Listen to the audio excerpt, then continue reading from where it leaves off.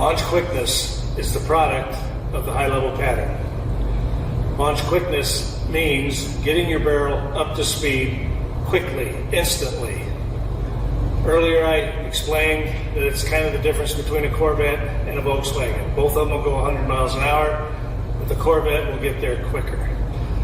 That fact, launch quickness, is what separates what I teach from everyone else. It gives the hitter more time to read the pitch and therefore make better decisions and hit the barrel more often. We develop launch quickness by creating 2 pivot points and then stretch them against each other so that we get a sudden snap of the barrel. Okay? The first pivot point is the hand pivot point. The barrel is turned perpendicular to the forearm. If it's a high pitch, it'll be turned like this. If it's a pitch down the middle, it'll go there. As you can see, the barrel is still perpendicular to the forearm. And if it's a low pitch, again, the barrel is perpendicular to the forearm. That is a very sudden, quick movement. Maybe not real powerful because the forearms aren't powerful enough to hit the ball out of the park by itself, but it's a very important element of launch quickness.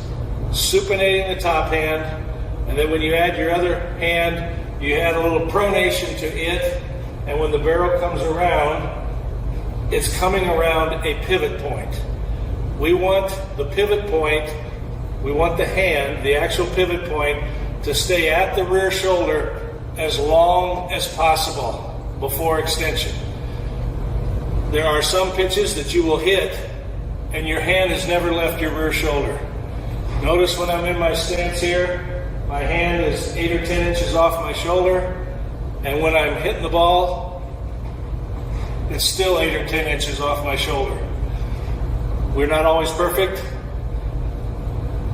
but that launch, that pivot, comes from a tight position. We don't pivot as our hands are pushing forward. We pivot and then the hands go forward if necessary.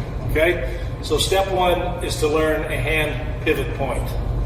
Step 2 is a rear leg pivot point. Right?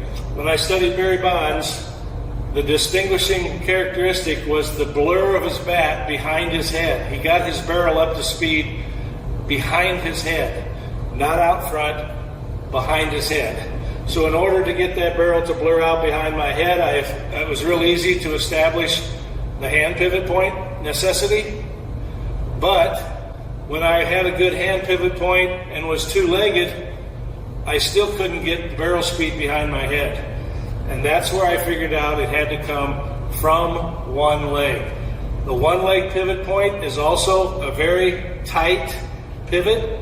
It's the ball of the rear femur that the body pivots about. It's not two-legged pelvic rotation. The ball of your rear femur is roughly the size of the knob of a bat. And when you're sitting on the ball of the femur, the ability to rotate or pivot off of that ball of that femur is way quicker than your ability to rotate your hips. Okay? So we're going to establish a hand pivot point and then a rear leg pivot point. They're tight turns, and then we're going to stretch against them. Stretch the hand pivot point against the rear leg pivot point so that when we turn our hand over, we burst the bat through the zone. There is a rearward movement of the hand pivot point, stretching against a rear leg that's trying to turn forward, barrel trying to go rearward. As the rear leg turns forward, there ends up a stretch between them that snaps the barrel through the zone very suddenly.